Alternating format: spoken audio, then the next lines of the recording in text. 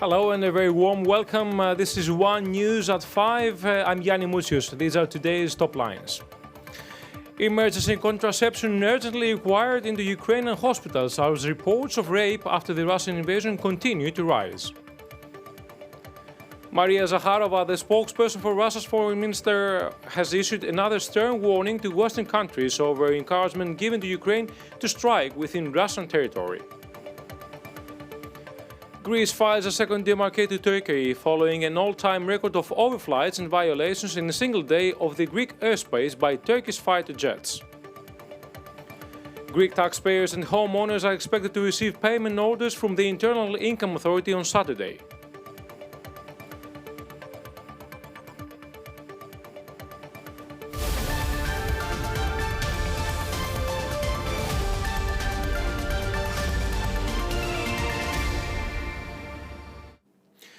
Maria Zakharova, the spokesperson for Russia's Foreign Affairs Ministry, has issued another stern warning to Western countries over encouragement given to Ukraine to strike within Russian territory.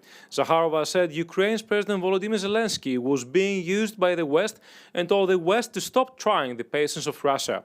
She also threatened strikes on visiting Western dignitaries in Ukraine, saying that such aggression against Russia cannot remain without an answer.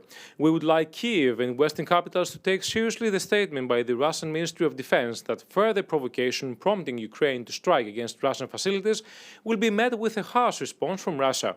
Advisors from Western countries staying in Ukraine's decision-making centers will not necessarily be a problem for Russia's response measures.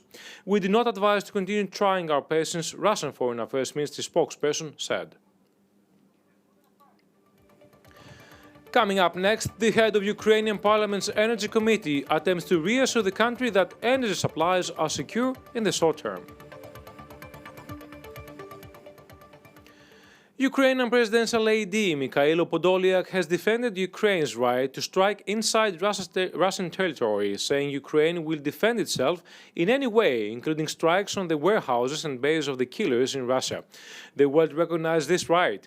The UK Defense Secretary Ben Wallace has repeated the assertion that it is legitimate for Ukraine to target logistics within Russian territory, saying if Ukraine did choose to target logistics infrastructure for the Russian army, that would be legitimate under international law.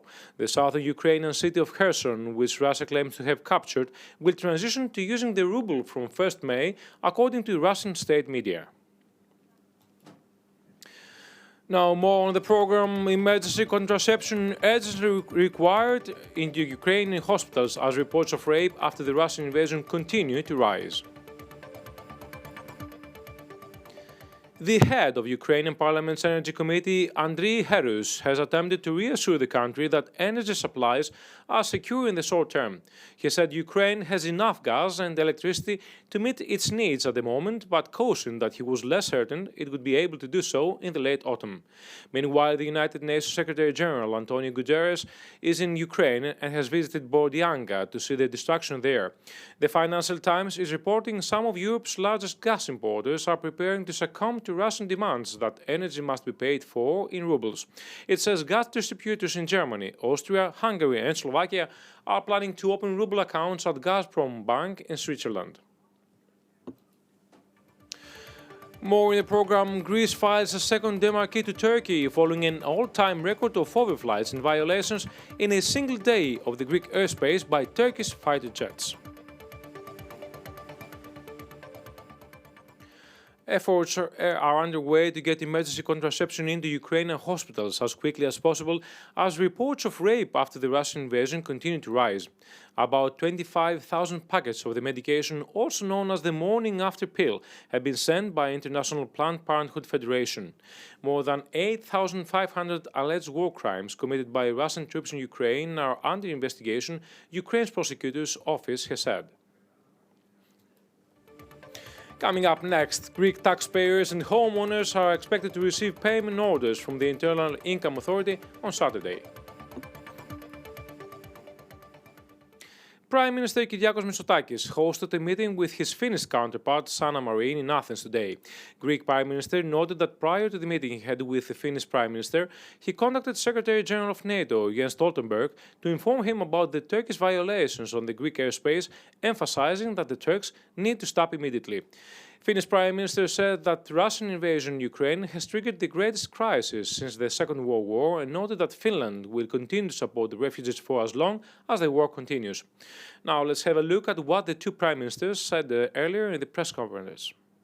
Repeat in the most vocal way possible that the Russian invasion of Ukraine, an aggressive war against an independent and sovereign country, cannot be tolerated in Europe in the 21st century. Together with our EU partners, we have reacted immediately, swiftly, decisively, to the surprise of some, I think, in imposing unprecedented sanctions on Russia. And we stand both in word and, most importantly, in deed, in solidarity with the Ukrainian people, including, of course, the historic Greek community.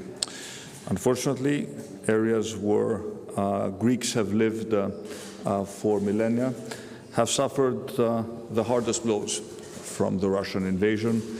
I spoke earlier with the Secretary General of NATO, Jens Stoltenberg, to inform him of the latest provocative behavior of the Turkish armed forces, violating Greek airspace, dangerously overflying Greek islands such as Samos, Lemnos, Chios, Karpathos, to name but a few.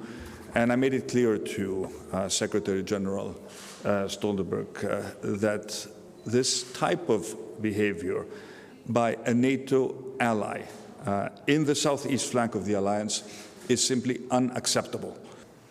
Finland and Greece share a strong feeling of solidarity with Ukraine and Ukrainians suffering from the continuing military aggression. We will stand with Ukraine in this difficult time. Finland has delivered both humanitarian aid and military equipment, arms and material assistance to Ukraine. We strongly support increased assistance from the European Union to help Ukraine. Now let's move on to another story. Greek taxpayers and homeowners are expected to receive payment orders from the Internal Income Authority on Saturday.